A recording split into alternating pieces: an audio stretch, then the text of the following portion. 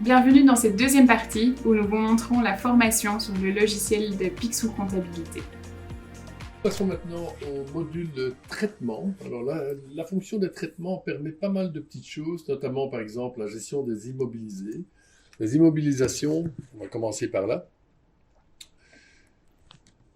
Donc, on crée une immobilisation simplement en appuyant sur le petit bouton plus qui se trouve là-bas. On donne toutes les informations relatives à l'information. Ces différentes informations, que ce soit les comptes d'amortissement ou les comptes analytiques même qui pourraient être associés à l'immobilisation, se retrouvent dans la liste que nous avons ici. Alors, je vais ouvrir une immobilisation. Je peux la modifier simplement en appuyant sur le petit Edit. Et là, effectivement, je me retrouve avec une série d'informations. Je peux... On va aller sur Polo. Hop. Je peux la supprimer. Alors attention, si on la supprime, je peux gérer, archiver si je le souhaite.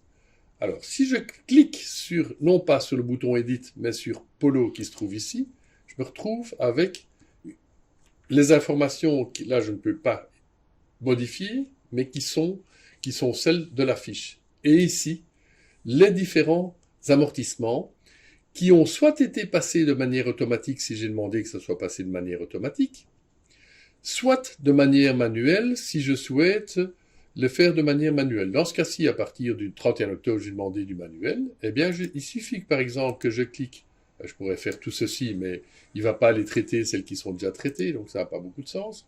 Donc, je vais aller afficher les 4 que je veux gérer. Je traite la sélection, et là, automatiquement, il va aller me traiter les amortissements en regard des dates, à chaque date qui est déterminée ici. Je peux, amortissement, en regard des dates, à chaque date qui est déterminée ici. Je peux supprimer l'amortissement, je peux revenir en arrière, je peux faire un retour pour annuler l'amortissement qui vient d'être effectué. Ces OD d'amortissement, je vais les retrouver dans les opérations autres que nous avons vu tantôt au niveau des opérations diverses. Nous avons la possibilité de gérer les véhicules. De nouveau ici, nous rentrons une série d'informations en regard d'un des véhicules de la société. Ces informations sont relativement complètes car elles nous permettra de gérer les dépenses non admises et les taux de déductibilité. C'est-à-dire que nous avons besoin de la valeur neuve du véhicule, nous avons besoin du CO2, nous avons besoin d'une série d'autres informations, les dates d'acquisition, le type de carburant, etc., etc. Une fois que j'ai enregistré ces écritures, je peux, via le bouton Calcul ATN, générer un fichier XLS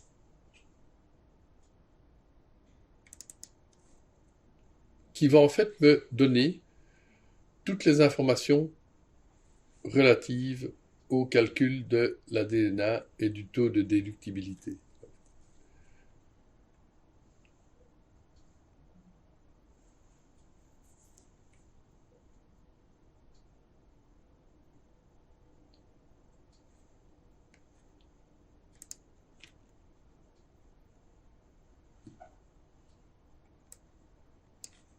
Voilà donc en fait,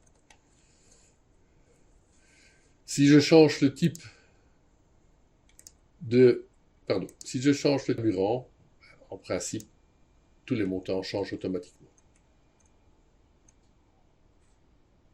Jeep Renegade, 4 du 2, avantage en nature, taux de déductibilité.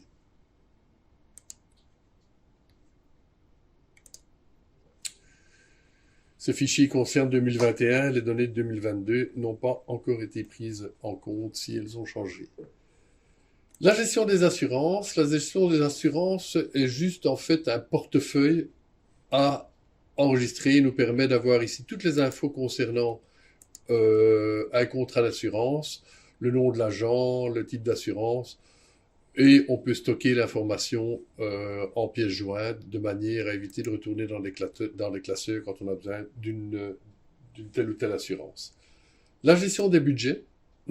La gestion des budgets permet de faire des budgets de faire des budgets de date à date, comme son nom l'indique, avec des possibilités de le faire sur plusieurs mois. On va le faire sur 12 mois, ce qui me paraît logique.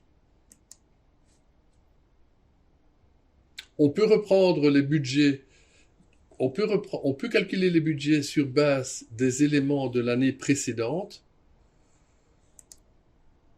ou simplement dire, je prends un montant mensuel, je le balance pour tous les mois, j'incrémente le montant renseigné de X% ou d'un montant précis, ou je prends les valeurs de l'année N-1.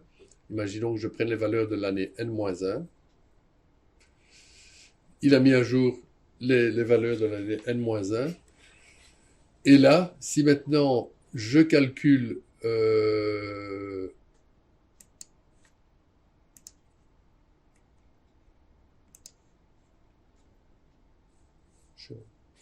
en anglais. Ouais, mais on est en staging. C'est certainement pas corrigé en français. Donc, une fois que nous avons fait le calcul, automatiquement, il permet de vérifier compte par compte le budgété par rapport au réalisé et les écarts. Au niveau des autres traitements, nous avons les contrôles de cohérence. Les contrôles de cohérence sont surtout importants pour les écritures qui sont issues d'importation. De toute manière, même au niveau importation, aujourd'hui, les incohérences des bicrédits ne peuvent plus exister. Elles sont contrôlées avant importation, donc il n'y a pas de souci. On peut vérifier la gestion des périodes TVA, c'est-à-dire qu'ici, si on appuie sur période TVA, il va aller vérifier toutes les factures pour lesquelles la période TVA ne correspond pas au mois de la date de facture. Alors, c'est à vous de gérer, de vérifier si c'est correct ou pas. Lui, il affiche, le programme affiche. Les contrôles TVA calculés par ligne, voir si un 21% correspond bien à la base imposable multiplié par 21% avec un taux d'erreur minimal. Le contrôle des grilles 81, 82, 83 pour voir si un compte 600 000 n'aurait pas été mis dans la grille 83 par inadvertance, pour voir si un compte 610 000 n'aurait pas été mis dans la grille 80 advertance, pour voir si un compte 610 000 n'aurait pas été mis dans la grille 81, etc., etc. Les contrôles clients et code pays, les doublons sur facture, les doublons sur lettrage, les contrôles de différence, enfin toute une série de contrôles qui peuvent permettre de faciliter les recherches d'erreurs éventuelles. Nous allons ensuite passer sur traitement sur compte. Le traitement sur compte concerne principalement des modifications qu'on opère sur un compte précis. Imaginons par exemple que je travaille sur le compte de Domi. Je peux directement par exemple aller voir son grand livre. Donc en fait, je recherche toute une série d'informations qui ne concernent que le client Domi en question. Quand je suis dans la fiche ici, je peux aller rechercher des montants, je peux trier les montants par ordre croissant ou décroissant, je peux même trier le solde cumulé par ordre croissant ou décroissant, ou par date. Je peux aller solder le compte du client, c'est-à-dire que là, je sélectionne les écritures que je veux solder, et automatiquement, si j'appuie sur le bouton paiement rapide, il va aller me générer une écriture de paiement. Je dis, OK, je la solde par la caisse. Je solde ces 3 écritures par la caisse pour un montant de 4 356 €, qui est le total de ces 3 factures-ci, en date du. Et là, je peux aller mettre la date que je souhaite, en date du 3 janvier, par exemple. J'enregistre mes écritures. Ces 3 écritures-là sont soldées. Je peux avoir une synthèse de tout ce que le client a acheté. Facture impayée, facture payée, bon de livraison. Donc là, je vais avoir vraiment un historique complet de tout ce qu'il a eu, avec la gestion commerciale incorporée. L'historique des emails qui lui ont été envoyés, l'historique des rappels qui lui ont été envoyés, le lettrage manuel, le lettrage automatique, on va y arriver quand je vais passer sur la fonction lettrage pointage ici tout à l'heure. Soldé, on l'a vu. Les infos de l'article, donc tous les articles qu'il aurait achetés, bien entendu, via la gestion commerciale. Je peux générer les documents UBL uniquement pour le client en question. Je peux passer une opération diverse. Imaginons que je dise, par exemple, ou cette écriture-ci, allez, imaginons que ce paiement-là ne concerne pas du tout le CL001, je peux automatiquement aller passer, je peux aller, pardon, je clique sur l'écriture, j'active l'opération diverse, il va déjà me préparer l'écriture en inverse, 1452 au débit, ne me reste plus qu'à la contrepasser par action. Et je dis, non, là, pas du tout, je ne fais rien, je registre simplement les 1452 en opération diverse. L'écriture est enregistrée et elle est corrigée. Je peux faire un transfert de compte à compte, je pourrais très bien dire en fait, toutes les opérations du client 400 Meubli passent dans le compte client 400 ASA. Eh bien, il ira reprendre toutes les ventes, tous les achats, enfin par exemple, pas les achats puisque les achats clients, toutes les ventes, toutes les opérations diverses, toutes les banques, pour autant qu'elles n'aient pas été, que les opérations ne soient pas validées, il les transférera de telle date à telle date dans le compte ASA. Donc en fait, on peut même, le cas échéant, mais ça ne s'applique surtout pas aux fiduciaires, aux experts comptables, gérer du paiement virtuel. Ça, c'est simplement pour dire le client qui n'existe pas dans la comptabilité, c'est simplement un flag qu'on met pour dire cette facture est payée, on ne peut pas lui envoyer de rappel. Mais on n'a pas encore enregistré le paiement de cette facture. Nous allons maintenant passer sur la fonction lettrage-pointage.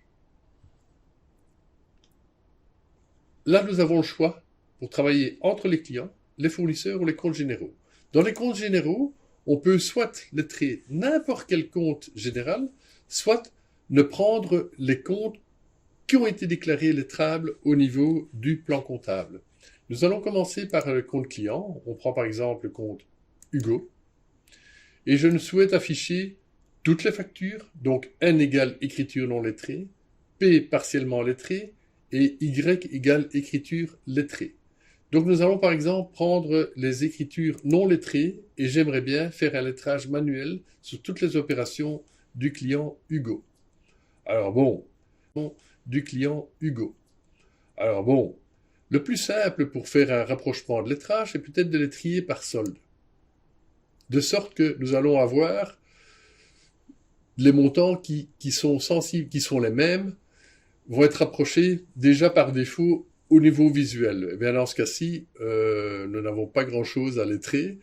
1500 ne correspond pas à 1528, mais c'est une bonne opération. On va peut-être prendre ces deux écritures-ci pour les lettrer. Et on verra bien, quand je vais aller ici au-dessus, qu'il y a une différence de 28. Donc je ne peux pas la lettrer automatiquement ou manuellement sans solder le compte. Eh bien, je peux solder le compte via une opération de pertes et profits ou une OD de régularisation. La perte et profit, elle va rentrer par le biais d'un compte. Dans ce cas-ci, il y aura 28 € à mettre au crédit du compte client et au débit du compte charge exceptionnelle, par exemple, ou différence, on va mettre différence de NEL, par exemple, ou différence, on va mettre différence de change, hein, c'est un exemple.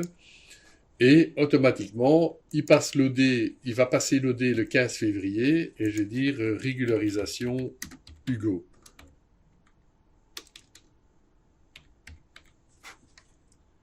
Je solde. Les 28 € vont se retrouver tout au-dessus parce que j'ai trié par ordre, autant pour moi. Et là maintenant, je vais pouvoir mettre un code qui est obligatoire sur 3 positions. Vous mettez ce que vous voulez, 1, 2, 3, UJK, n'importe, je lettre. Cette écriture-ci n'apparaîtra plus en mode... si je l'affiche, je peux afficher toutes les écritures lettrées en lettrage manuel. Et là, je ne verrai apparaître toutes les écritures lettrées avec le statut Y et le code de lettrage ici en statut Y et le code de lettrage ici en face.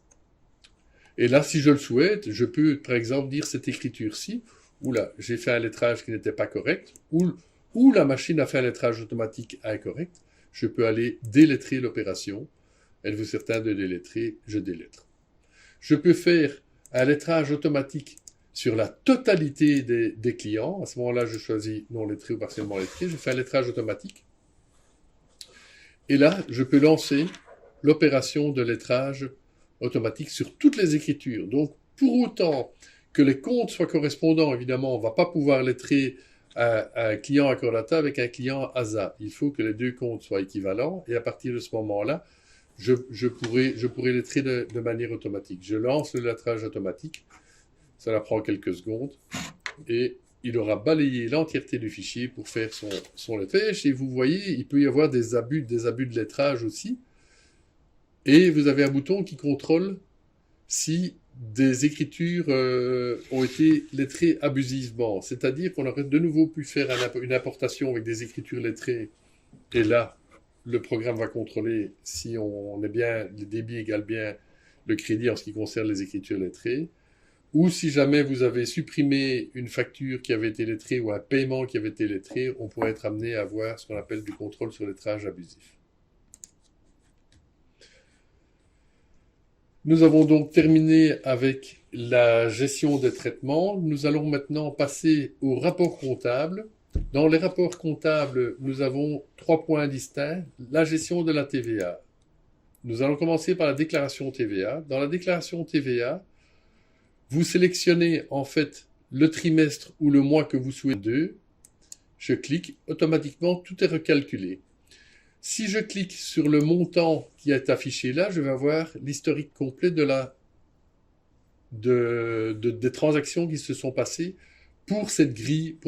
Pour revenir en arrière, il y a la petite flèche qui se trouve ici, c'est important, parce qu'elle permet de revenir dans le détail. Le montant qui est ici est la grille 71 s'il s'agit d'un montant à payer. Si le montant est négatif, si le montant qui est affiché là est négatif, ça sera la grille 72. L'impression de la déclaration TVA peut être faite à ce niveau-ci, en appuyant sur le petit fichier PDF. Et le fichier XML est celui qui est généré ici. Nous allons y arriver également. Et donc, si j'affiche le fichier XML qui est reconnu par l'administration, bien sûr,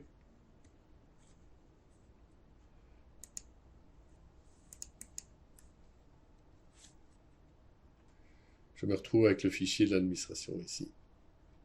Voilà. Le fichier PDF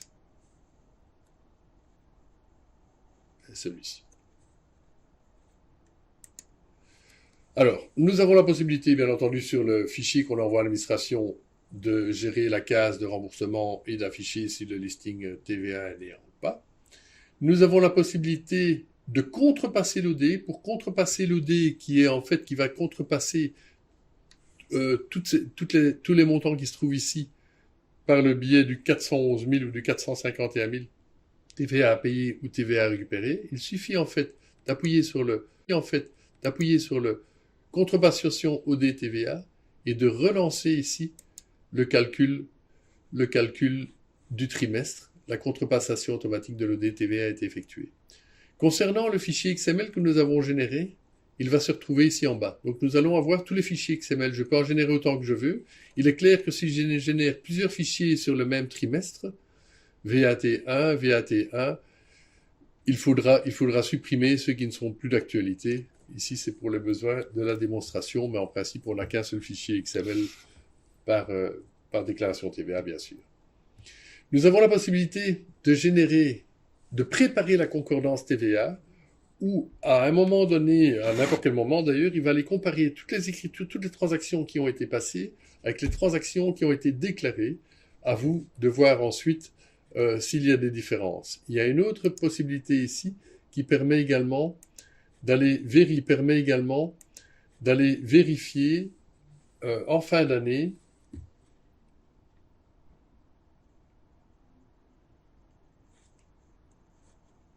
la concordance TVA finale.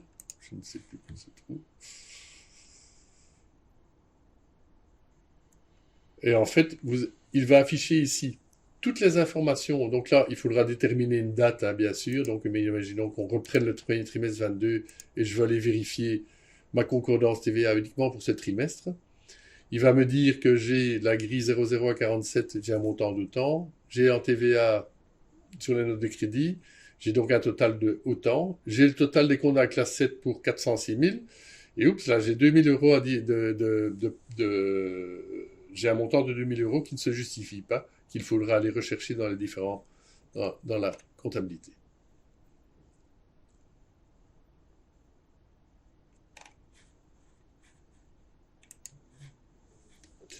J'ai d'autres fonctions. Contrôle période TVA pour voir si les déclarations TVA, si les dates de période correspondent bien aux dates de facture, et les contrôles TVA calculés par ligne, comme les grilles TVA 81, 82, 83, pour voir si tout correspond bien.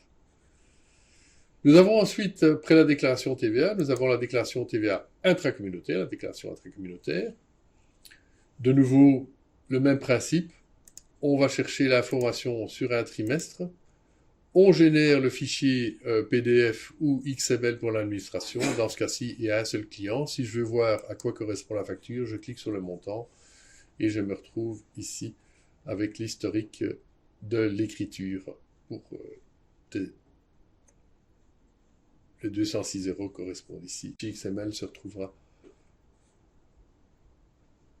affiché en dessous. Le fichier TVA Listing. Alors, le TVA Listing, nous avons mis un chiffre d'affaires minimum qui pourrait changer au fur et à mesure des années, mais qui n'a pas changé depuis beaucoup d'années. Et en fait, ce fichier permet d'afficher aussi bien le chiffre d'affaires des clients que des fournisseurs. Et vous verrez par exemple que nous avons des montants qui sont probablement inférieurs à 250. C'est fait exprès. Les 250 ne sont traités qu'à partir du moment où on génère le fichier XML. Ce fichier-ci ici permet d'afficher le chiffre d'affaires de tous les clients, en les triant par ordre de chiffre d'affaires, en les triant par client, en les triant par numéro de TVA, pour voir ceux pour lesquels on n'a pas encore fait le numéro de TVA, ou on devrait compléter le numéro de TVA. Et nous avons à cet effet la possibilité ici de préparer le listing TVA, où il va vous dire tous les manquants qu'il faudra compléter avant d'envoyer le fichier XML à l'administration.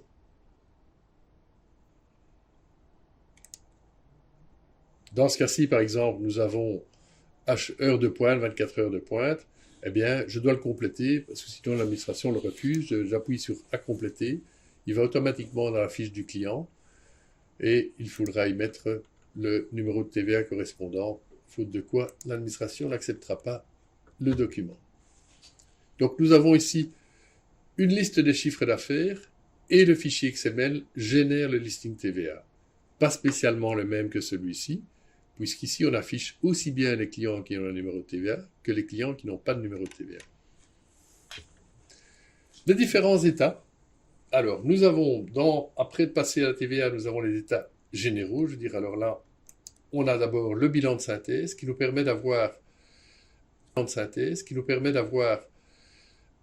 un récapitulatif de tous les comptes de la classe 1 à 5 et les comptes 60 et 70. Donc, c'est vraiment une synthèse.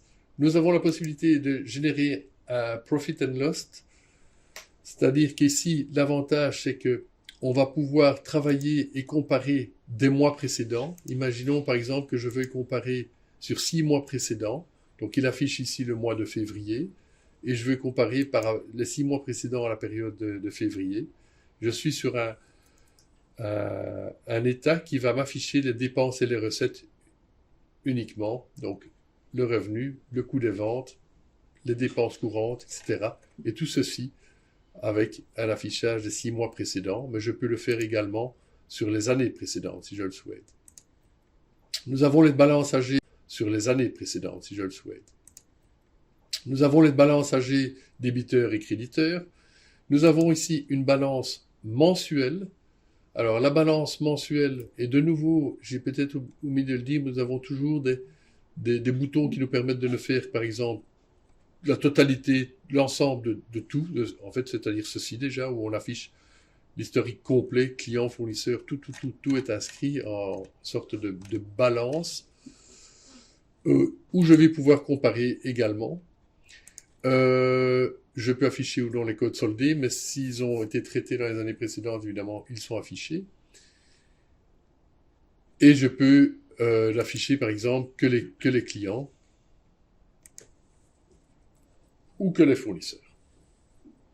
J'ai la balance globale. Alors, la balance globale, elle est un peu différente je peux faire un comparatif entre les années N, N et N-2. J'affiche, je peux faire hors compte soldé, etc. Donc j'ai ici en fait un historique complet de toute la balance sur 54 pages, il y a 1072 lignes. Et là, je dis par exemple, je voudrais l'exporter sous Excel. Une fois exporté sous Excel, il prend toutes les infos, avec les écritures lettrées, hors compte soldé et avec les sous-totaux. Tout ça parce qu'en fait, le fichier Excel va vous permettre d'établir un bilan personnalisé de la société également.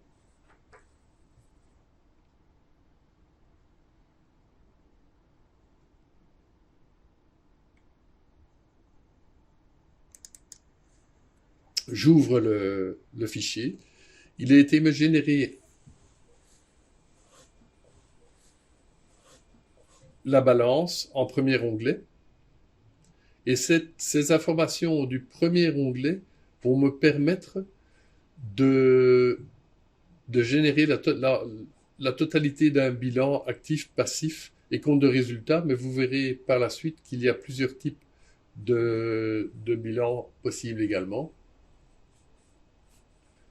Le fichier est assez volumineux. C'est pour ça que cela prend un peu de temps.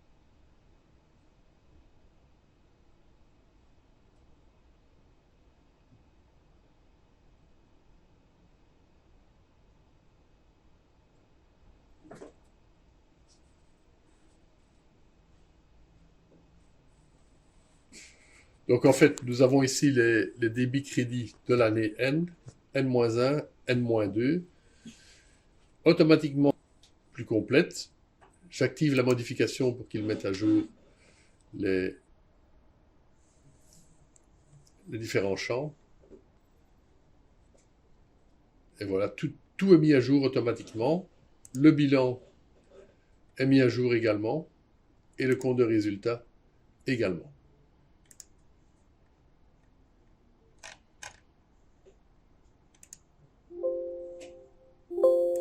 Ok, c'est lui protéger. Le fichier de transaction est probablement un des fichiers les plus importants de la comptabilité ou de la gestion commerciale, car il permet de visualiser de date à date, n'importe quel champ qui se trouve dans la comptabilité, pour autant que ce soit un champ comptable. Mais ça pourrait même être un article, que le jour où votre client a fait une vente avec un article, il a vendu un marteau dont le numéro de série est 128 au client Tartampion, eh bien, automatiquement, toute l'information va se retrouver ici en comptabilité. Donc, c'est-à-dire que je vais pouvoir retrouver mon marteau ou mon numéro de série. Au-delà du fait que je peux également aller rechercher mes codes analytiques, le compte comptable, la grille TVA, la grille basse. Imaginons par exemple, j'ai envie de rajouter mes grilles TVA. Je peux aller rajouter la base 1. Voilà. Je peux aller rajouter la grille TVA. C'est la.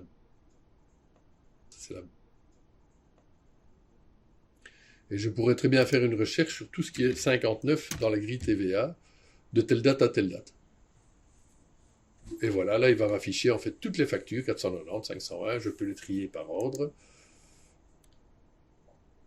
Donc, entre le 1er janvier 2020 et 31 décembre 2022, j'aurai tout ce qui concerne la grille 59. Je pourrais très bien dire maintenant, j'aimerais bien faire une recherche sur la grille 03. La grille 3. Je pourrais donc faire une recherche sur le projet Tartampion, pour autant que l'article qui a été vendu est un marteau, que le numéro de série soit 128 et que la date soit située entre telle date et telle date. Donc je peux faire des recherches sur n'importe quoi, je peux trier sur n'importe quoi. C'est vraiment la boîte à outils, probablement la plus performante à l'intérieur de Picsou. Ici, je peux afficher par exemple tous les articles qui ont été utilisés. Ça ne concernerait pas les fiduciaires, mais je pourrais très bien afficher uniquement un regroupement par article. Ici, j'ai un regroupement par code analytique. Je peux avoir un regroupement par représentant et je peux avoir un regroupement sur toutes les infos qui ne concernent que les TVA. et ça veut aussi dire les TVA OSS. Voilà, ça c'était le fichier des transactions. Alors ce fichier peut être exporté sous Excel. Pas besoin de vous dire qu'à partir de là, tout est permis également. Les opérations journalières, ce sont les opérations par type de fichier. Ici, j'ai les types de ventes dans lesquels je vais retrouver les ventes et les crédits sur vente, les achats. Et en fait, ce sont simplement un historique des opérations journalières avec un montant hors TVA, un montant de TVA et un montant TVA comprise. J'ai la possibilité d'imprimer les journaux. Alors vous verrez tout à l'heure que nous avons ici un bouton qui s'appelle État expert, qui va permettre beaucoup d'impressions, qui sont des impressions plus professionnelles que celles proposées ici. J'explique plus professionnelles dans le sens où les éditions ici, journaux, grands livres, balance, nous permettent d'aller consulter, d'aller faire des recherches, etc. Tandis que les États experts vont nous afficher un vrai affichage PDF qui peut être mis à un client. Alors, je m'explique. Par exemple, ici, j'ai mes différents journaux. Je peux faire des recherches sur tout ce qui contient la grille 99 ou 999, etc. Si maintenant, j'imprime un PDF des différents journaux que j'ai sortis ici, voilà ce que ça va me donner. Et on peut peut-être sélectionner un journal précis, ça. Voilà. Je prends un journal PDF. Et là, voilà l'impression que je vais avoir en faisant une impression PDF. Si maintenant, je veux imprimer via mes états experts, donc là, j'étais dans journaux, et j'imagine que je vais faire un journal de vente ou d'achat, de telle date à telle date. Je prends, je ne sais pas s'il y en a, on va voir, achat. Voilà la présentation et mon journal PDF.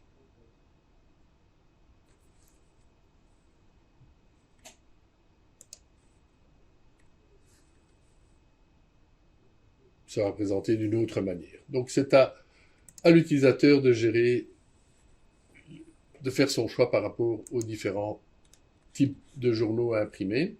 Je reviens dans mes états experts, donc j'avais fait les journaux, j'ai le grand livre. Le grand livre, j'ai une série de sélections qui me permettent de dire je prends uniquement les écritures lettrées, ou je prends avec les écritures lettrées, je fais hors compte soldé, donc les comptes qui sont à zéro ne m'intéressent pas. Est-ce que je prends le solde de réouverture ou pas?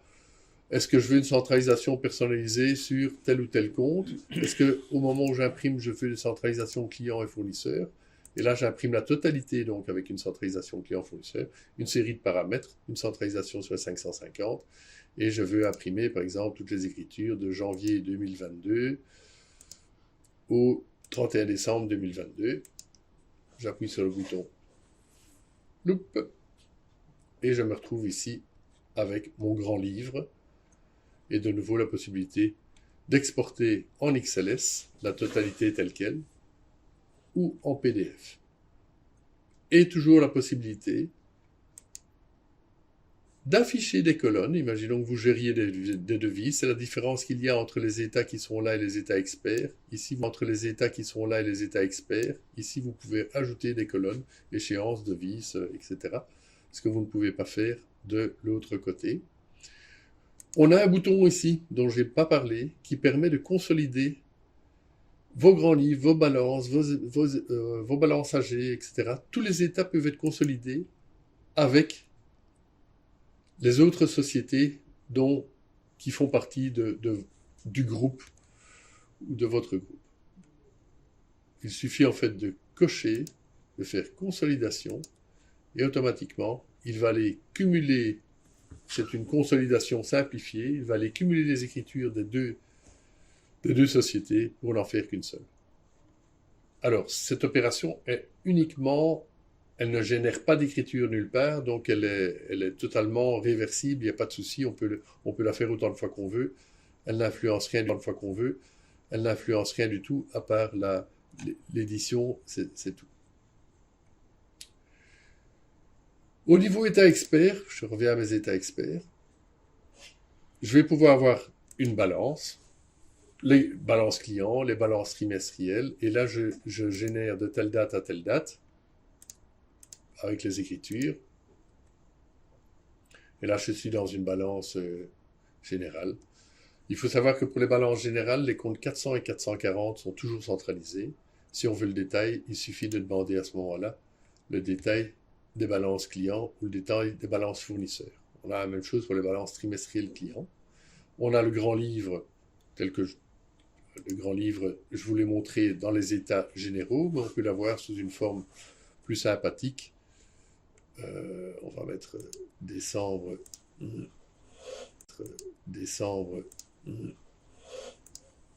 21.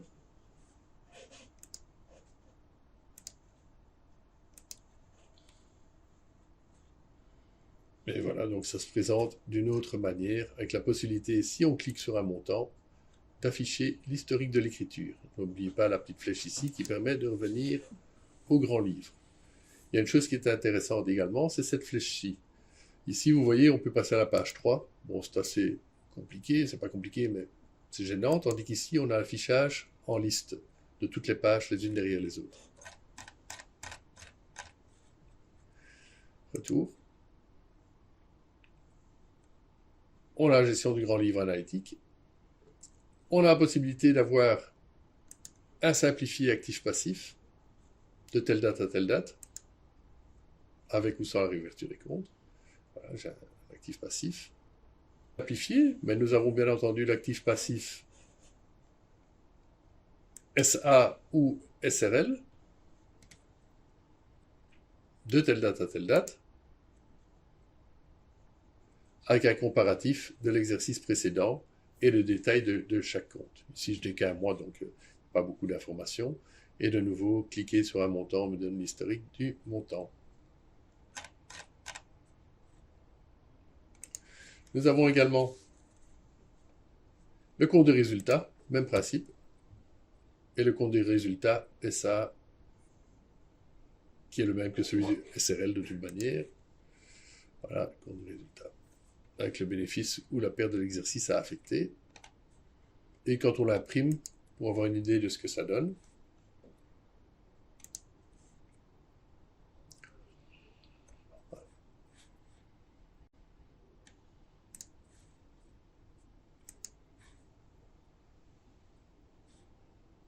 au niveau des autres états, nous avons quelque chose qui n'est pas inintéressant pour le client, c'est le bilan imagé.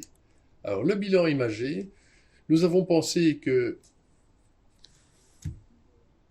un petit dessin vaut mieux que beaucoup de chiffres. Et donc là, je pense qu'on a été assez parlant au niveau du bilan imagé, seuil de rentabilité, chiffre d'affaires N-1,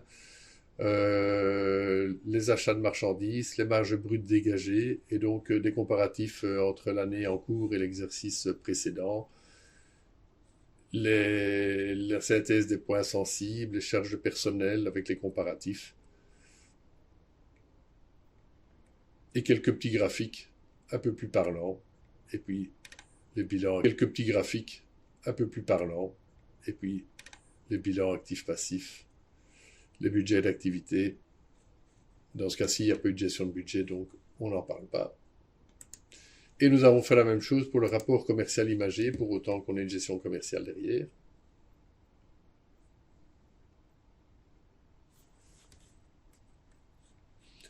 Chiffre d'affaires, marchandises, solde bancaire, chiffre d'affaires de l'année, chiffre d'affaires du mois, les impayés, toute une série d'informations intéressantes.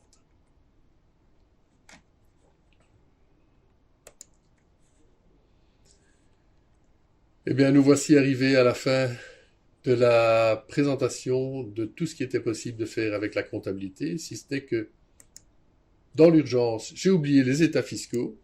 Les états fiscaux, le relevé 325, c'est une préparation du relevé 325. Il faut savoir qu'à la date d'aujourd'hui, nous n'avons pas encore les fiches individuelles, mais qu'elles sont en cours de préparation et elles devraient être, dans le courant de ce trimestre-ci, accessibles.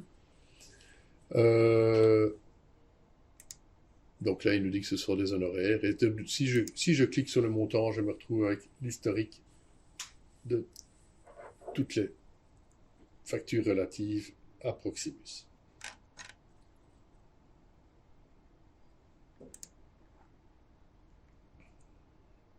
Dans les autres états fiscaux, nous avons le calcul des dépenses non admises qui est dépendant d'une part des écritures, d'autre part de l'information qui était imputée dans la fiche du compte comptable, 25%, 50%, 30%, etc. Et en fonction de ces informations, on va pouvoir automatiquement calculer le compte comptable, 25%, 50%, 30%, etc. Et en fonction de ces informations, on va pouvoir automatiquement calculer les dépenses non admises. Et puis, nous avons la dernière information qui est le bilan BNB. Nous sommes associés avec First Intercentia pour générer automatiquement le bilan BNB. Ce qui veut dire que c'est un module qui est à part, qui est installable uniquement en local. Il n'est pas en version cloud. C'est le seul élément de l'outil Picsou en version locale. Une fois installé dans la version locale, nous avons un bouton qui s'appelle Picsou BNB. Le fait de cliquer sur ce bouton génère automatiquement toutes les écritures qui sont reprises dans le bilan tel que présenté là. Voilà, c'est ici que se termine la présentation